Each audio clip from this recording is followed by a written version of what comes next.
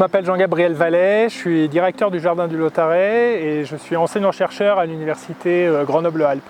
Donc le Jardin du Lautaret, il est installé ici depuis plus de 120 ans.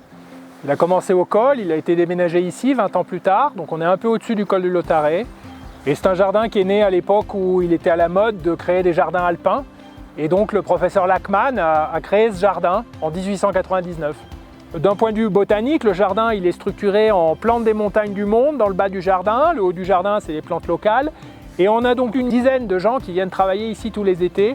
Donc on a des stagiaires qui viennent nous aider, des stagiaires qui viennent faire des visites guidées et des personnes qu'on embauche, des saisonniers qui viennent nous aider pour refaire les massifs, pour désherber, pour refaire les rocailles. C'est un travail perpétuel, refaire les allées pour qu'elles soient accessibles aux personnes à mobilité réduite.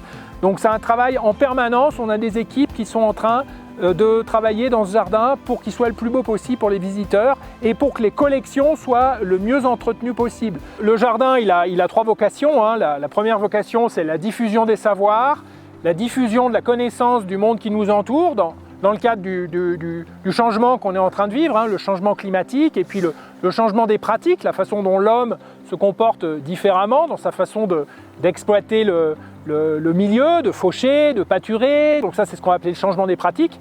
Et puis on a le changement du climat avec l'effet des gaz à effet de serre qui est en train de changer de façon extrêmement rapide le climat. Et donc les scientifiques viennent ici pour étudier ces phénomènes et puis ils viennent ici également pour étudier la façon dont les plantes ici sont capables de vivre dans des conditions qui sont très particulières, donc la physiologie, de la biochimie. Et tout ça, on essaye de le partager avec les visiteurs qui viennent découvrir ce jardin botanique qui réunit les plantes des montagnes du monde. Donc on leur propose un voyage à travers les plantes des montagnes, des différents continents, et puis aussi les plantes locales. Donc l'avantage pour les scientifiques, c'est qu'ils vont avoir leur laboratoire et leur hébergement collés à leur terrain. Donc on peut prendre la plante sous la neige, l'amener dans le labo, 10 minutes après, on peut faire les expériences. Donc c'est ça qui fait l'intérêt de cette unité qui vient soutenir les chercheurs qui viennent de Grenoble, mais qui viennent aussi de Paris, de Lyon, et qui viennent de Montpellier, et qui viennent de toute l'Europe, voire du monde entier, puisqu'on a des systèmes qui permettent de favoriser ces mobilités. Je m'appelle Tamara Münkemüller et je travaille dans le laboratoire d'écologie alpine.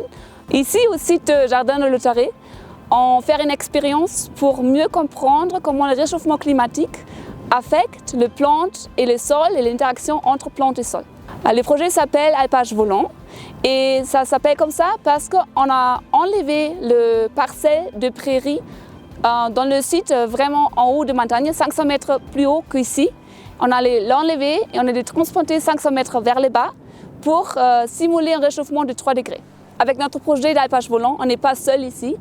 On a juste à côté deux autres projets. À un côté, on a un projet qui s'appelle Warm, qui a des serres qui réchauffent les plantes qui sont dedans, juste dans les places. Et à l'autre côté, on a Orchamps, qui est un observatoire qui a des gradients d'altitude partout dans les Alpes françaises. Et c'est génial de comparer le résultat des différentes approches.